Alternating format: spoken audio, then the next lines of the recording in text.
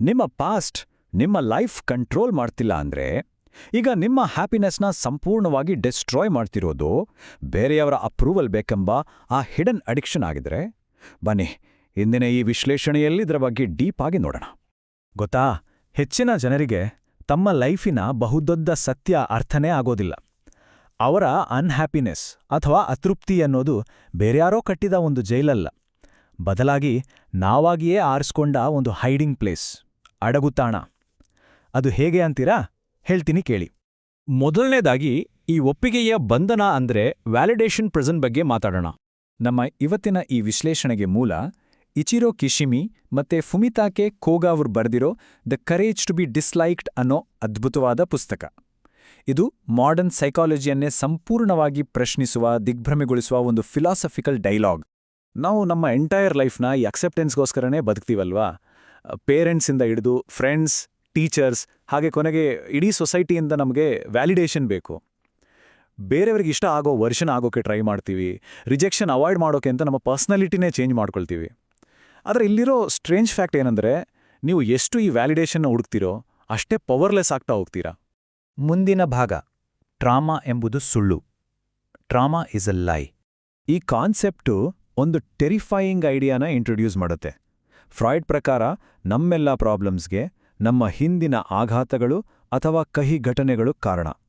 ಆದರೆ ಆಡ್ಲರ್ನ ಪ್ರಕಾರ ಮನುಷ್ಯರು ಪಾಸ್ಟ್ ಕಾರಣಕ್ಕಾಗಿ ಮಾತ್ರ ರಿಯಾಕ್ಟ್ ಮಾಡೋದಿಲ್ಲ, ಬದಲಾಗಿ ಪ್ರೆಸೆಂಟ್ನಲ್ಲಿರೋ ಒಂದು ಪರ್ಪಸ್ಗಾಗಿ ಆಕ್ಟ್ ಮಾಡ್ತಾರೆ. ಅಂದ್ರೆ ಬದಲಾವಣೆಯನ್ನ ಅವಾಯ್ಡ್ ಮಾಡೋಕೆ ನಾವೇ ನಮ್ಮ ಪಾಸ್ಟ್ನ ಒಂದು ನೆಪವಾಗಿ ಯೂಸ್ ಮಾಡ್ತಿದೀವಾ ಅನ್ನೋದು ಇಲ್ಲಿರೋ ರೇಡಿಕಲ್ ಪ್ರಶ್ನೆ. ಆಲ್ಫ್ರೆಡ್ ಅಡ್ಲರ್ ಅವರ ಈ ಅದ್ಭುತವಾದ ಮಾತನ್ನೊಮ್ಮೆ ಗಮನಿಸಿ. ಯಾವುದೇ ಅನುಭವವು ತನ್ನಷ್ಟಕ್ಕೆ ತಾನೇ ನಮ್ಮ ಯಶಸ್ಸು ಅಥವಾ ವೈಫಲ್ಯಕ್ಕೆ ಕಾರಣವಲ್ಲ. ಇದರರ್ಥ, ಜನ ಬದಲಾವಣೆಗೆ ಹೆದರಿ ಆತಂಕ ಅಥವಾ ಕೋಪದಂಥ ಇಮೋಷನ್ಸ್ನ ತಾವೇ ಕ್ರಿಯೇಟ್ ಮಾಡ್ಕೊಳ್ತಾರೆ. ನನ್ನನ್ನ ಬೇರೆಯವರು ಬುಲ್ಲಿ ಮಾಡಿದ್ರು, ಅದಕ್ಕೆ ನಾನು ಇನ್ಸೆಕ್ಯೂರ್ ಆಗಿದ್ದೀನಿ ಅನ್ನೋದು ಕೇವಲ ನಾವು ನಮಗೆ ಕೊಟ್ಕೊಳ್ಳುವ ಎಕ್ಸ್ಕ್ಯೂಸ್ ಅಷ್ಟೇ.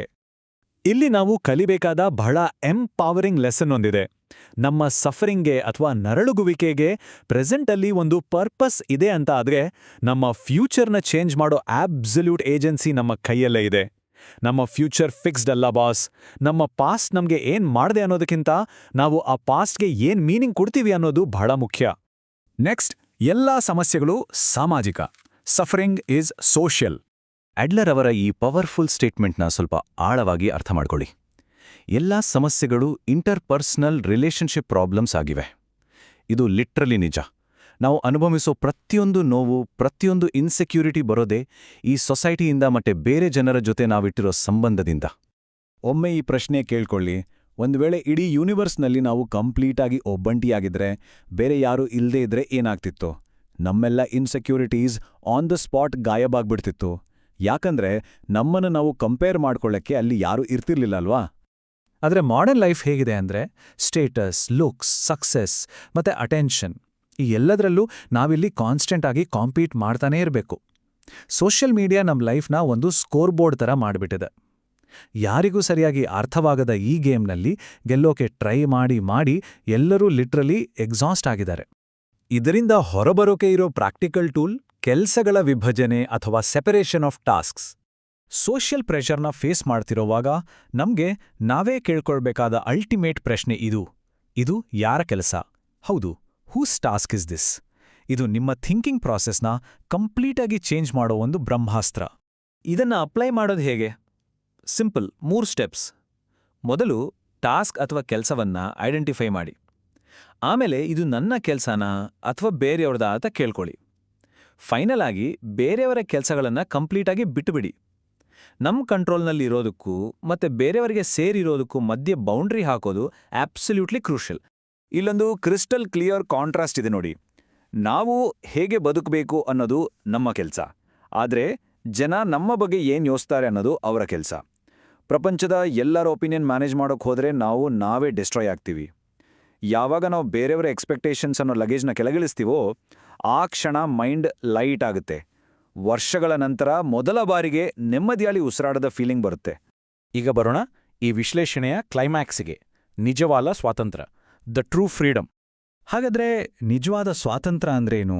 ಎಲ್ಲರೂ ನಮ್ಮನ್ನ ಪ್ರೀತಿಸೋದಾ ಅಥವಾ ಯಾವುದೇ ರಿಸ್ಟ್ರಿಕ್ಷನ್ಸ್ ಇಲ್ಲದೆ ಇರೋದಾ? ಸೊಸೈಟಿ ಅಂದ್ಕೊಂಡಿರೋ ಈ ಫ್ರೀಡಮ್ ಡೆಫಿನಿಷನ್ನ ನಾವೀಗ ರೀಥಿಂಕ್ ಮಾಡಬೇಕಿದೆ. ಈ ಪುಸ್ತಕದ ಮೋಸ್ಟ್ ಕಾಂಟ್ರವರ್ಷಿಯಲ್ ಐಡಿಯಾ ಇಲ್ಲಿದೆ. ಫ್ರೀಡಮ್ ಅಂದರೆ ಎಲ್ರಿಗೂ ಇಷ್ಟ ಆಗಿರೋದಲ್ಲ. ನಿಜವಾದ ಫ್ರೀಡಮ್ ಅಂದರೆ ಬೇರೆಯವರಿಗೆ ಇಷ್ಟವಾಗದಿರುವ ಧೈರ್ಯ, ದ ಕರೇಜ್ ಟು ಬಿ ಡಿಸ್ಲೈಕ್ಡ್. ಯಾರು ನಿಮ್ಮನ್ನೇ ಡಿಸ್ಲೈಕ್ ಮಾಡ್ತಿಲ್ಲ ಅಂದರೆ ಬಹುಶಃ ನೀವು ನಿಮ್ಗಾಗಿ ಬದುಕ್ತಿಲ್ಲ ಅಂತ ಅರ್ಥ. ನಿಮಗೆ ಇಷ್ಟ ಬಂದ ಹಾಗೆ ನಿಮ್ಮ ಪ್ರಿನ್ಸಿಪಲ್ಸ್ ಮೇಲೆ ನೀವು ಬದುಕ್ತಿದ್ದೀರಾ ಅನ್ನೋದಕ್ಕೆ ಜನ ನಿಮ್ಮನ್ನ ಇಷ್ಟಪಡದೇ ಇರೋದೇ ಒಂದು ಬಹುದೊಡ್ಡ ಪ್ರೂಫ್.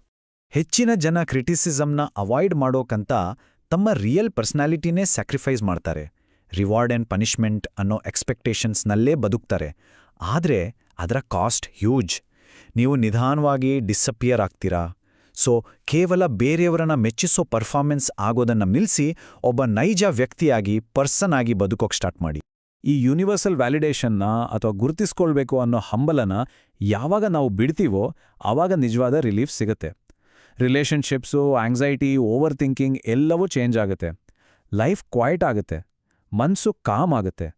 ಪ್ರಪಂಚ ಇನ್ಮುಂದೆ ಒಂದು ಯುದ್ಧ ಭೂಮಿ ಅಥವಾ ಬ್ಯಾಟಲ್ ಫೀಲ್ಡ್ ಥರ ಕಾಣೋದೇ ಇಲ್ಲ. ಸೊ ನಮ್ಮ ಫೈನಲ್ ವರ್ಡಿಕ್ಟ್ ಇಲ್ಲಿದೆ. ಪರ್ಮಿಷನ್ ಅಥವಾ ಅನುಮತಿ ಕೇಳೋದನ್ನ ಸ್ಟಾಪ್ ಮಾಡಿ. ದ ಕರೇಜ್ ಟು ಬಿ ಡಿಸ್ಲೈಕ್ಡ್ ಅನ್ನೋದು ಕೇವಲ ಬೇರೆಯವರಿಗೆ ಇಷ್ಟವಾಗದಿರುವ ಬಗ್ಗೆ ಇರೋ ಕಾನ್ಸೆಪ್ಟ್ ಅಲ್ಲ. ಇದು ಬೇರೆಯವರ ಎಕ್ಸ್ಪೆಕ್ಟೇಷನ್ಸ್ ಬಿಲ್ಡ್ ಮಾಡಿರೋ ಆ ಇನ್ವಿಸಿಬಲ್ ಪ್ರಿಸನ್ನಿಂದ ಎಸ್ಕೇಪ್ ಆಗೋ ಬಗ್ಗೆ. ಯಾವಾಗ ನಾವು ಚಪ್ಪಾಳೆಗಾಗಿ ಬದುಕೋದನ್ನ ಸ್ಟಾಪ್ ಮಾಡ್ತೀವೋ ಆ ಕ್ಷಣ ಮೊದಲ ಬಾರಿಗೆ ನಾವು ನಮಗಾಗಿ ಬದುಕೋಕೆ ಸ್ಟಾರ್ಟ್ ಮಾಡ್ತೀವಿ. ಜನ ಜಡ್ಜ್ ಮಾಡ್ತಾರಾ ಅನ್ನೋದು ಇಲ್ಲಿ ಕ್ವೆಶ್ಚನ್ ಅಲ್ಲ. ಫಾರ್ ಶ್ಯೂರ್ ಅವ್ರು ಜಡ್ಜ್ ಮಾಡ್ತಾರೆ. ಆದರೆ ರಿಯಲ್ ಕ್ವೆಶ್ಚನ್ ಏನಂದ್ರೆ, ಅವರ ಒಪಿನಿಯನ್ಗೆ ಹೆದರಿ ನೀವಿನ್ನೂ ನಿಮ್ಮನ್ನೇ ಶ್ರಿಂಕ್ ಮಾಡ್ಕೊಳ್ತಾ ಇರ್ತೀರಾ? ಯೋಚನೆ ನೋಡಿ. ಈ ಪ್ರಶ್ನೆಗೆ ಉತ್ತರ ನಿಮ್ಮ ಕೈಯಲ್ಲೇ ಇದೆ.